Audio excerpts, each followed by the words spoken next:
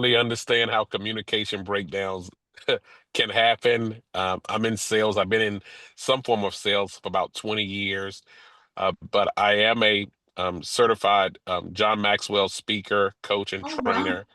Yeah, Cool. so but I speak predominantly in the ministry sector, but over the last 3 to 5 years, I have branched out from behind ministry to also obviously corporate and any other um engagements that want to hear my story or hear my message. My message is predominantly about empowerment and about bouncing back from life because I've overcame and survived a lot of different struggles, and I feel like our story is not just for us.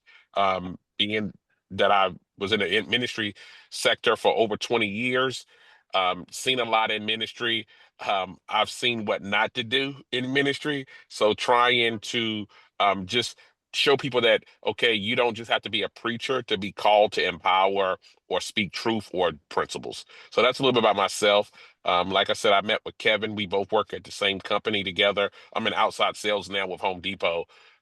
So very blessed. I live in the Atlanta area, but I know that I'm called to impact stages. Oh, nicely done. We're happy to Incredible. have you with us. Yeah. Geez, Kevin, what do you have in common with Donald? Except powerhouse stories, right? Like, yeah. Yep. That's why I'm saying is our path called each other, right? That's Yeah. why I was so curious. I'm like, oh my God, how I'm gonna meet this person, meet that person. All of a sudden, inspiring speaker I just met them, then Donald, then so many people. Then Happy just called me out of nowhere. Hey, I had a gift for you. Here's a free video. I'm like, you've been thinking about me, or like everything just happened. You just don't understand. It's just Yeah. everything is lined up. And I got another client that I got to respond to for coaching, and my inbox been lined up since I made the decision to just focus on impact, not focus on trying to figure out how to get clients. Yeah. Then my inbox been filling up with people for coaching. So I'm so Excellent. blessed, and I'm just enjoying the journey. Love Incredible. it. They say the more abundant you feel, the more you attract abundance. So maybe there's something to that. I think there is. Paul, how about you? Do you have anything to share about communication breakdowns and getting past obstacles? Well, also, did you record yourself reading your book since last week? Because Oh, yes. I want to listen Yes. to it. So it is available on audible.com. So it's called The Alchemist's Way. No, And I want you to record But yourself you didn't video record it. Yeah. reading it. I want him to read my book. That's what I'm so excited about. I don't know. I need an audiobook so bad. Paul, I gotta connect with you. With that voice, oh Lord. Paul could read the phone book if they still existed. So. You guys. Paul, have you ever heard so much positive feedback about your voice? You guys are so sweet. It's like, seriously, this just makes me feel good every time I come here. It's That's a spectacular. radio, right? What channel am I on? Right? Oh my God.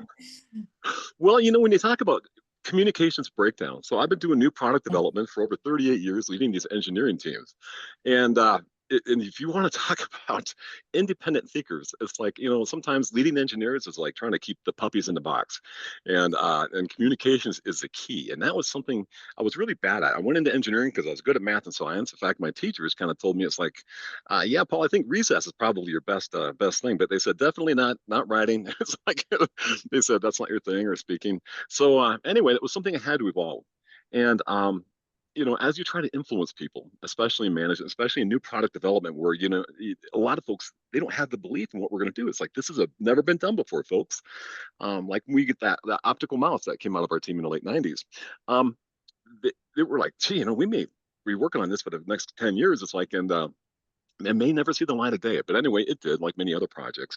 But communications is huge, and breakdowns is huge, and so oftentimes, especially when you're meeting with folks, it's like you got to let them know, it's like, here, the expectation is here, and the results either here or here, and when that gap is kind of like the distance between the miscommunication or the communication and expectation for us. So, yeah, I've survived that many times, and it's yeah, especially my industry and what we do. So.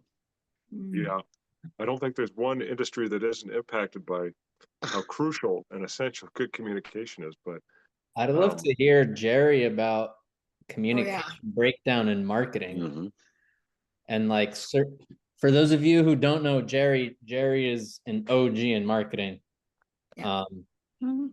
He's one of the, you know, how long have you been doing it, Jerry? 30, 40? Too long. Well, I've been at this since about 1980, I guess. So it's been a few years. Yeah. Anyway, I think my worst communication breakdown. Uh, I was speaking in Bogota, Colombia, and of course, I'm an English language speaker, so they had to have interpreters for the audience, and it was, I don't know, there were maybe 600 people in the audience. And I'd been at a luncheon with a number of the other speakers and some very special guests of the people that were doing this thing. And so I was looking at my watch as well. I got to get on stage. So I get on stage, I'm ready to rock and roll. And I start. And about the first 5 minutes of the speech, I'm doing in my very, very bad high school Spanish. And it's doing fine.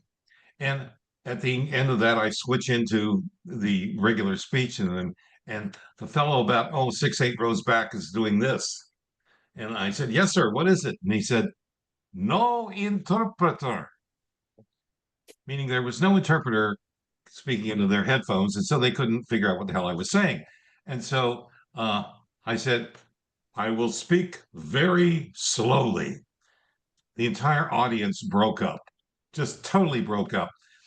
And so we messed around there for about 2 or 3 minutes, and suddenly I got the high sign, the interpreter's here, everything's okay, and we're go.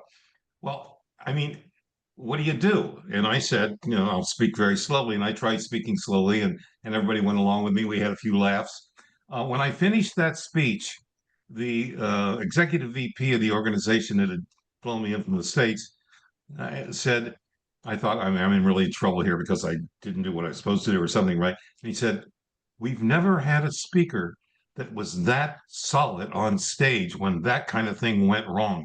Would you consider joining us?" And he named 3 other countries. And I went, "Of course, I'll be happy to."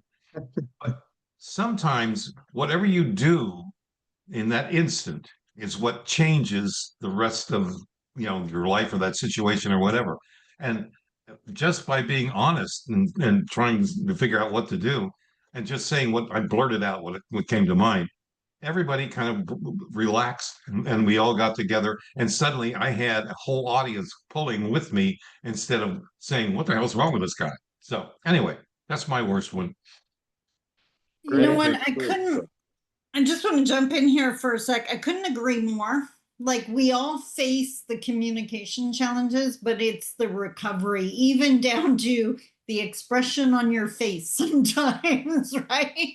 Like, because that's going to make or break everything. And just tying it back to my horrific morning, I just want to really recommend, and I think everyone here does, but like, I really underestimated over the last 16 years, the power of selling products, right? Because events, they book weeks out or whatever, and cash flow, like they all say, cash flow is what kills a business. Not because you have a bad product, it's the cash flow. But even like after this morning, it was like, are you kidding me? I got sent out a couple emails and sold 2 of my onboarding program.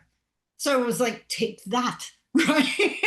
I just made more than that event. So it's nice to have something that is a little more in your control, right? That you can send out those emails or do the sales, and it pulls you out of what you can't control. So Absolutely.